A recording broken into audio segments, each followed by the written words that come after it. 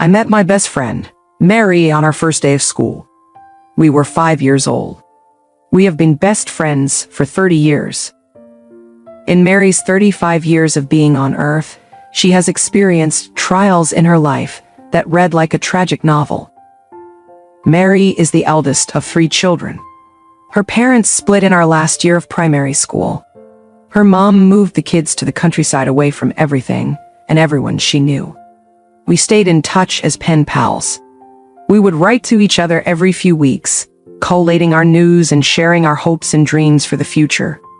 We would talk about how fabulous our lives are going to be when we grew up. At 14, Mary moved back in with her dad so that she could come back to her old life here. Before long, she became the target of her depressive alcoholic father.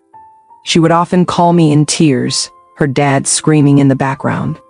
She would ask me to come and get her, to take her out of the house and get away. Mary would stay at my house for days until her dad would apologize and she would go home, just for this all to happen again in a few weeks. Sometimes her lunch was a soup packet. She wore a pair of my old shoes for years because her dad couldn't afford to buy her a pair. We were just young teens. We didn't know how to deal with any of this. I don't think I will ever really know the true extent of what went on in those years of her life. School was terrible for Mary. She had no interest in it, and she was painfully shy. She couldn't afford to go to school proms. She rarely participated in class, and her grades were average. Mary had a crush on the most popular boy in school. She gave him a letter one day with her feelings about him. The letter was posted up around the school the same day. Eventually, Mary left her dad's abusive household before she finished school. Her dad disowned her after that and turned the family against her. She worked minimum-paying jobs, not knowing what to do with her life. She moved cities a few times, but she never stayed in one place for long. Mary met her husband in her 20s. She became a teacher, got married, a house, they conceived a baby, and then immediately he was diagnosed with terminal cancer. He died soon after their baby was born. Her late husband's ex-wife became a problem.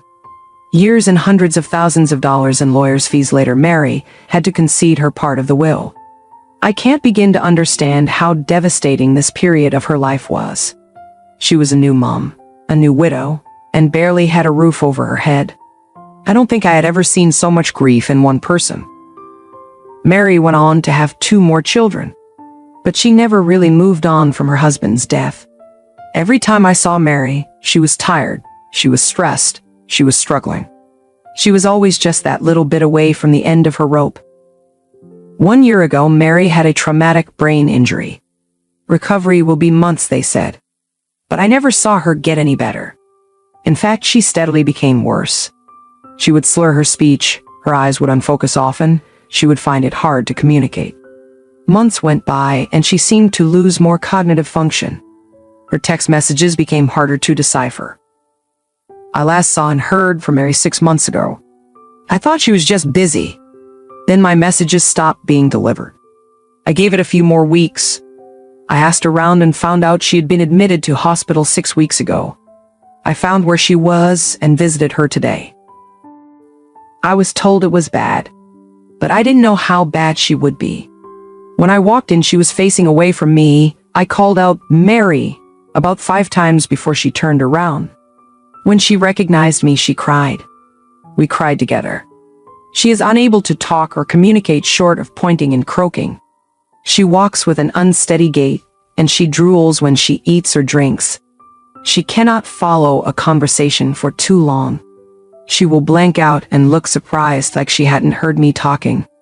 She points to her 3 teddies on her chair. They represent her 3 children she hasn't seen in almost 3 months because she is unable to care for them anymore. Sometimes she is completely lucid for a few minutes, and I see her, the real her, the Mary I haven't seen in years. The lights are on. She is listening intently to my story. She has expression on her face, her dry, cracked lips and a little smile. Her eyes are focused on mine, and we are 5 years old again, before life became such a burden. But then it's gone again, so quick. Mary is only 35. She has been dealt such a shitty hand in life. She is such a sweet, caring, and kind soul, and she didn't deserve any of what life threw at her.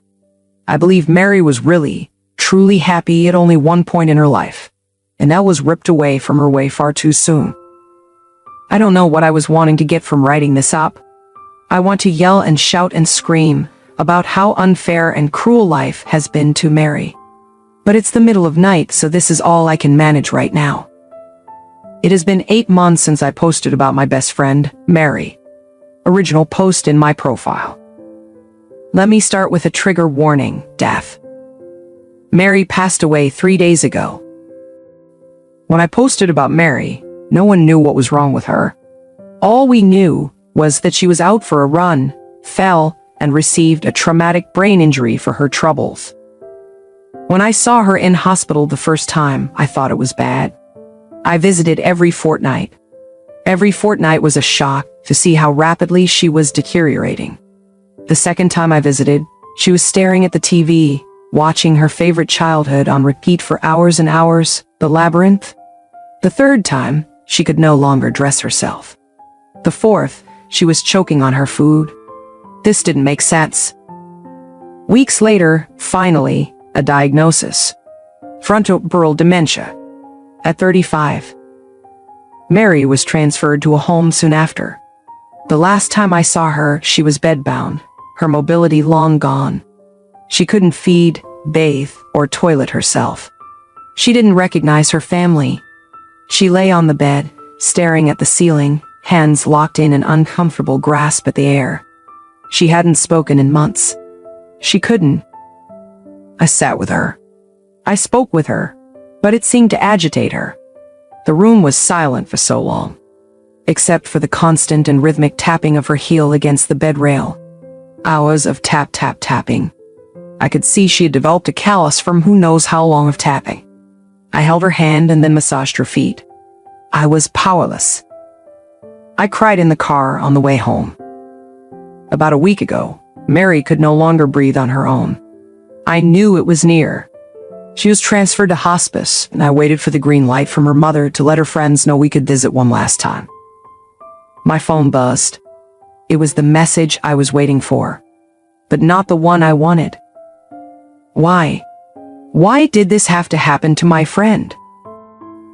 You were meant to watch your children grow up, be at their prize givings, cheer them on at Saturday morning sports games, hold their hands on the way to school, hold their hearts through breakups, and hold your grandchildren's tiny hands one day. You were meant to live your life and then grow old. We were meant to get there together. We met when we were 5. We lived the last 30 years together, supporting each other through thick and thin, the best and worst times, the hard and the easy. There was nothing I couldn't get through without Mary. She always knew what to do, what to say. She gave and she gave and she gave. It wasn't just Mary's life that was unfair, but her death was unjust too. How could someone who fought so hard end with such a demise? She was resilient, she was hardworking, and she was strong. My sister, I hope so much that wherever you are now, you are finally eternally happy and whole and free. I miss you.